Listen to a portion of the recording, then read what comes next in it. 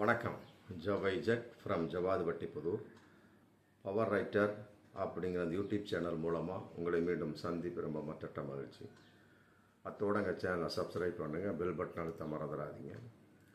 அத்தோட எல்லாத்துக்கும் ஷேர் பண்ணுங்கள். ஒரு 2-3 நாளைக்கு முன்னால் தான் கெனிசா ஃப்ரான்சிஸ் ஒரு வக்கீல் நோட்டீஸு விட்டிருக்கார். அதாவது யார் யாரெல்லாம் என்னை பற்றி அவதூறாக சமூக வலைத்தளங்களில் மற்றபடி யூடியூப்பு மற்ற எங்கெங்கெல்லாம் இன்ஸ்டாகிராம் போன்ற சமூக வலைத்தளங்கள் இணைய வலைத்தளங்களில் என்னை பற்றி அவதூறாக பேசிய அனைவரும் எனக்கு விளக்கம் அளிக்க வேண்டும் சொல்லி போட்டு வக்கீலுடைய குறிப்பிட்ட சமூக வலைத்தளங்களுக்கு அதுக்கு பின்னால் என்னை யாரும் அவதூறாக பல கருத்துக்களை வெளியிடக்கூடாதுன்னு சொல்லி போட்டு சொல்லிட்டு 2 நாளைக்கு முன்னால் தான் கெனிசா ஃப்ரான்சிஸ் ஒரு வக்கீல் நோட்டீஸ் விட்டு அதுக்கு தகுந்த ஏற்பாடுகள் என்ன விளக்கம் என்ன நான் கேட்பேன்னு சொல்லி போட்டு அது ஒரு பக்கம் போயிட்டுருக்கு. இப்போ நடிகர் ரவி மோகன் வக்கீல் நோட்டீஸ் விட்டுருக்கார். யாருக்கு அப்படின்னா அவருடைய மனைவி ஆர்த்திக்கும் மாமியார் சுஜாதா விஜயகுமாருக்கும். என்ன அப்படின்னா, என்னுடைய பதிவுகளை 24 மணி நேரத்துக்குள் நீக்க வேண்டும். ஆல்ரெடி இது சம்பந்தமாக ஒரு மனு தாக்கல் பண்ணி நீதிபதியே சொல்லிட்டாங்க. ஆமாம், அதுக்கு காரணம் ரவி மோகன் தான். இந்த மாதிரி என் மனைவி ஆர்த்தி என்னை பற்றி அவதூறாக கருத்துக்களை பரப்பி கொண்டிருக்கிறார் போட்டு உடனே 2 பேர்த்தையும் கூப்பிட்டு வச்சு, உன்னை பற்றி நீ அவதூறாக இணையதளத்தில் போடக்கூடாது, எங்கேயும் அறிக்கை கொடுக்கக்கூடாது, அவரை பற்றி நீயும் எந்த அறிக்கையும் விடக்கூடாதுன்னு போட்டு ரவி மோகன்ட்டையும் கண்டிஷன் போட்டாச்சு, ஆர்த்திட்டையும் கண்டிஷன் போட்டாச்சு. அப்புறம் 2 பேருமே பரஸ்பரம் ஒத்துக்கிட்டு அப்புறம் ஆல்ரெடி போட்ட பதிவுகளை நீக்க வேண்டும், அதுக்கும் ஒத்துக்கிட்டாங்க. இனிமேல் எந்த இடத்துலையும் நாங்கள் அறிக்கை வெளியிட மாட்டோம் சொல்லி போட்டு. ஆனால் இப்போ ரவி மோகனே அறிக்கை விட்டுருக்கிறார். அதாவது புதிதான ஒரு அறிக்கையாக இல்லாமல் ஆல்ரெடி உள்ள அறிக்கை அடிப்படையில் 24 மணி நேரத்தில் பதிவை நீக்க வேண்டும். ஒருவேளை அறிக்கை விடாமல் இருந்தால் நடிகர் ரவி மோகனுக்கு தூக்கம் வராதா அப்படிங்கிறது தெரியல. இந்த 2 நாளைக்கு முன்னால் அவருடைய காதலி என்று சொல்லப்படுகின்ற கெனிசா ஃப்ரான்சிஸ் அறிக்கை வக்கீல் நோட்டீஸு, இப்போ அவரும் அறிக்கை ப்ளஸ் வக்கீல் நோட்டீஸு விட்டுருக்கிறார். நம்ம இன்றைக்கி எல்லா விளம்பரங்கள் எல்லா செய்தித்தாள்களிலும் மற்றபடி சமூக வலைத்தளங்களில் பப்ளிக்காக வந்துருச்சு. என்னென்னு கேட்டால் 24 மணி நேரத்தை என்னை நோக்கி போடப்பட்ட அவதூறான பதிவுகளை மனைவி ஆர்த்தியும் மாமியார் சுஜாதா விஜயகுமாரும் நீக்க வேண்டும். ஆமாம், ஆல்ரெடி சொல்லியாச்சு, வக்கீல் மூலமாக பேசி வாதாடி மற்றபடி நீதிபதியே சொல்லிட்டார். அப்புறம் திருப்பி என்ன 24 மணி நேரத்தில் நீக்க வேண்டும் சொல்லிவிட்டு வக்கீல் நோட்டீஸ் விடுவது. அப்போ ஒருவேளை சுஜாதா விஜயகுமார் மேலேயும் மனைவி ஆர்த்தி மேலே நம்பிக்கை இல்லையோ அப்படிங்கிற ஒரு மிகப்பெரிய ஒரு கேள்வி தான் வருது.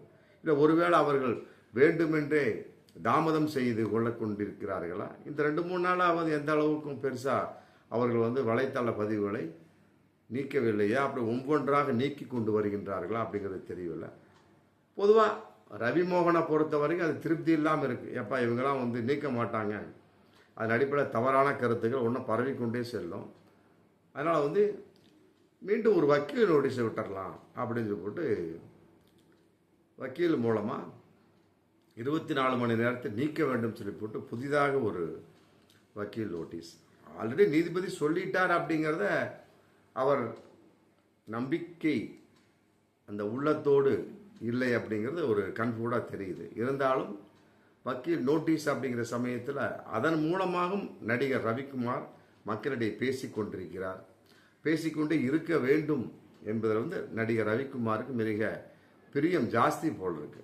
பொதுவாக இதெல்லாம் பொழுதுனைக்கும் அறிக்கை வட்டிக்கிட்டே இருக்கிற சமயத்தில் அப்புறம் பப்ளிக் ஏன் ஒரு பப்ளிக்காக வாயை திறக்கக்கூடாதுன்னு போட்டு சொல்கிறாங்க அப்படிங்கிறதான் தெரியல.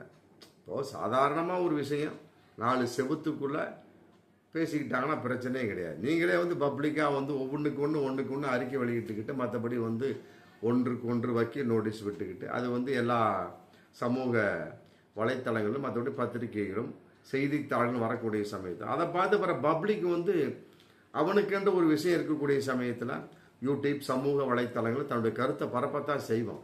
அதாவது எதாக இருந்தாலும் இப்போ வக்கீல் நோட்டீஸ் விட்டுருக்காரு நடிகர் ரவி. இது எதற்காக பத்திரிகைகள் வர வேண்டும்?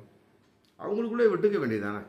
இது யார் சொன்னது அப்படிங்கிற ஒரு கேள்வி இருக்குது. இந்த ஒரு 2 நாளைக்கு முன்னாடி கெனிசா பிரான்சிஸ் அவர் வக்கீல் நோட்டீஸ் விடுறார். இது யார் சொன்னது?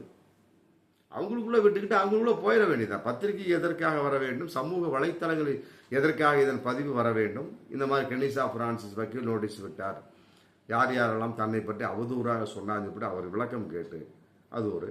இப்போ நடிகர் ரவி மோகன் வக்கீல் நோட்டீஸ் விட்டுருக்கார். 24 மணி நேரத்தில் தன்னுடைய அவதூறான பதிவுகளை சுஜாதா விஜயகுமாரும் மனைவி ஆர்த்தியும் நீக்க வேண்டும். ரைட்டு, ஓகே, ஃபஸ்ட்டு சொல்லியாச்சு, முடிஞ்சு போச்சு. அப்படி வக்கீல் நோட்டீஸ் விட்டாலுமே அது வீட்டுக்கு போக வேண்டியதான். அது எப்படி செய்தித்தாள்களுக்கும் சமூக இணையங்களுக்கும் மற்றபடி மற்ற விஷயங்களுக்கும் பப்ளிக்காக மக்கள் முன்னால் எவ்வாறு தெரியும், மக்களுக்கு எவ்வாறு தெரிந்தது? அதான் நான் கேட்கக்கூடிய. அப்போ நீங்களே பப்ளிக்காக லீக் பண்ணிடுறீங்க. நடிகர் ரவி மோகனை பார்த்து கேட்பது, கெனிசா பிரான்சிஸை பார்த்து கேட்பது. ஆமாம், இன்னும் அடுத்து ஆர்த்தி ஒரு அறிக்கை வெளியிட போகிறாரா அப்படிங்கிறது தெரியல. அடுத்து சுஜாதா விஜயகுமார் மாமியார் வெளியிட போகிறாரா அப்படிங்கிறதுல வரிசையாக அவங்களுக்குள்ள முடிவு எடுக்கிறாங்க, வக்கீலை வச்சு பேசுகிறாங்க. நீதிபதி ஐயா ஒரு ஆணை பிறப்பிக்கிறாங்க. யார் எந்த இவங்களை பற்றி நீ உன்னை பற்றி நீ சொல்லாத, அவங்கள பற்றி நீ சொல்லக்கூடாது, 2 பேரும் நீக்க சொல்லி முடிச்சாச்சு. இன்னும் எதற்காக மீண்டும் நடிகர் ரவி மோகனை பார்த்து கேட்கக்கூடிய எதற்காக வக்கீல் நோட்டீஸு? 24 மணி நேரத்தில் அவருடைய பதிவுகளை நீக்க வேண்டும் அப்படிங்கிறப்ப அது ஒரு பப்ளிக்கா. ரைட், ஓகே, அவர் சொன்னது அது ஒரு மாற்று கருத்து இல்லைன்னு, அது அவருடைய பிரியமாக இருக்கட்டும். பட் எவ்வாறு வெளி உலகத்துக்கு அது தெரிந்தது அப்படிங்கிற ஒரு மிகப்பெரிய ஒரு கேள்வி இருக்கு. இது யார் சொன்ன? ரவி மோகனே பத்திரிகையில் சொன்னாரா, இல்லை வெளியிட்டதை போன வக்கீல் நோட்டீஸை பார்த்து ஆர்த்தி ரவி பத்திரிகைகளுக்கு சொன்னாரா, இல்லை சுஜாதா விஜயகுமார் பப்ளிக்காக 4 மக்களுக்கு தெரிய வேண்டும் சொல்லிட்டு சொன்னாரா? அது ஒரு கேள்வி இருக்குல்ல. அவங்களுக்குள்ள ஒருத்தருக்கு ஒருத்தர் யார் லீக் பண்ணக்கூடாதுன்னு சொல்லிட்டு இன்னைக்கு நீதிபதியாக சொல்லி முடிச்சுட்டாங்க. இப்போ இந்த விஷயம் எவ்வாறு வெளி வந்தது? அதே நேரத்தில் ஒருவருக்கு ஒரு அவதூறு சொல்லக்கூடாதுன்னு போட்டு கெனிசா பிரான்சிஸுக்கு தெரியாதா? அந்த மாதிரி எதுக்கு வக்கீல் நோட்டீஸ் விட்டுக்கிட்டு எல்லாத்துக்கும் விளக்கம் கேட்டு உட்காந்துருக்குறாங்க குறிப்பிட்ட இணையதளத்தில் வெளியிட்டவர்களுக்கு? இதெல்லாம் பலவிதமான கேள்விகள் இருக்கு. இவங்களே சொல்றாங்க, இவங்களே இது பண்ணிக்கிறாங்க. மற்றபடி வக்கீல் சொல்றது இவங்களே கேட்கலைங்கிறப்ப பப்ளிக் எவ்வாறு கேட்பான் அப்படிங்கிற மிகப்பெரிய ஒரு கேள்வி இருக்கு. அதனால இவர்கள் இதன் மூலமாகவே ஒரு விளம்பரத்தை தேட ஆசைப்படுகிறார்கள் அப்படிங்கிறது தான் பப்ளிக்கா இன்னும் தெரியுது. அப்படி இருக்கக்கூடிய சமயத்தில் எதுக்கு தேவையில்லாமல் நீதிபதி ஐயாவை தேவையில்லாமல் டிஸ்டர்ப் பண்ண? அவங்க பாட்டு அவங்க குழப்ப பார்த்துட்டு இருப்பாங்க இல்லையா? அவங்களுக்கு ஒரு இதை கொடுத்து, என்ன, ரவி மோகன் என் மனைவி என்னை பற்றி சம்பந்தப்பட்ட அவதூறான கருத்துக்களை பரப்புகளை பற்றி கொடுத்து, உடனே நீ அவங்கள பற்றி அவதூறாக வெளியிடக்கூடாது, அவங்க உங்களை பற்றி அவதூறாக வெளியிட, 2 பேரை உட்கார வச்சு சமாதானப்படுத்தி, இதெல்லாம் எதுக்கு? தேவையில்லாத வேலை தானே. அப்படிங்கிறப்ப நீங்கள் இன்னும் பப்ளிக்கு தேடுறீங்க அப்படிங்கிறது கன்ஃபார்மாக தெரிஞ்சு போச்சு. இதன் மூலமாக பெரிய பப்ளிக் ஆகி இதன் மூலம் 4 படம் ஒப்பந்தமாகும் சொல்லி போட்டு நடிகர் ரவி மோகனுக்கு ஆசையா, இல்லை லீக் பண்ண யார் யாருக்கு ஆசை அப்படிங்கிறது தான் தெரியல. வரும் காலங்கள் கட்டாயமாக ரொம்ப கிரிட்டிக்கலாக இந்த மாதிரிலாம் ஒரு விவாகரத்து வழக்கு அப்படின்னா டக்கு டக்கு முடிச்சுட்டு போயிடலாம். பாருங்க, தனுஷ் ஐஸ்வர்யா டக்கு டக்கு முடிச்சுக்கிட்டாங்க. அவ்வளோ, அது அவங்கவுங்க பிரியம். இந்த இப்போ நிறையா நடந்துட்டு இருக்கிறாங்க. ஜிவி பிரகாஷ், மற்றபடி அந்த சைந்தவி நடந்துட்டு இருக்காங்க. அவங்கெல்லாம் போகிறாங்க, அட்டன் பண்ணுறாங்க, வர்றாங்க, போகிறாங்க, முடிஞ்சு போச்சு. அறிக்கை வெளியிடலையே, அறிக்கை வெளியில உனக்கு நீ எனக்கு நான் சொல்லி ஏதோ அந்த நேரத்தில் பேசிட்டு தான் இன்றைக்கி எதிரும் புதிருமாக நீங்கள் நானாங்கிற மாதிரிலாம் ஒன்றும் செய்யலையே. எந்த ஒரு அறிக்கையும் வெளியில, எந்த ஒரு தவறான ஒரு இது வெளியில். அவங்க பாட்டு பரஸ்பரம் எங்களுக்கு வேண்டும் போயிடும். அது பரஸ்பரம் எங்களுக்கு வேண்டும் போயிட வேண்டியதானே. ரெண்டுமே ஒன்றை பற்றி ஒரு விஷயமாக தான் இருக்குது. இருந்தாலும் ஒரு கனெக்ஷன். கெனிசா பிரான்சிஸ், ஆமாம், 3ஆம் நபர் தலையிட்டதால் என்னுடைய வாழ்க்கை பாழாகி போய்விட்டது, ஆர்த்தியினுடைய ஒரு அறிக்கையின் வெளிப்பாடு. இப்படியே போயிட்டு இருந்தது அப்படின்னா உங்களுக்குள்ள வச்சுக்கோங்க. நான் சொல்லக்கூடிய விஷயம், கேட்கக்கூடிய விஷயங்கள், எங்களை போன்றோர்கள் ஆமாம் பதிவிடக்கூடிய விஷயம், வீடியோ போடக்கூடிய விஷயம் இதுதான். ஆமாம், உங்களுக்குள்ள உள்ள விஷயம் வெளிப்படையாக வரக்கூடிய சமயத்தில் கட்டாயமாக பப்ளிக் அதை பேசத்தான் செய்வேன். ஏன்னா நீங்களே ஆசைப்படக்கூடிய சமயத்தில் அப்புறம் அவன் எதுக்காக பேசக்கூடாது அப்படிங்கிற கேள்வி இருக்கு இல்லையா? ஆமாம், பார்ப்போம் மீண்டும் அடுத்த வீடியோ. நன்றி.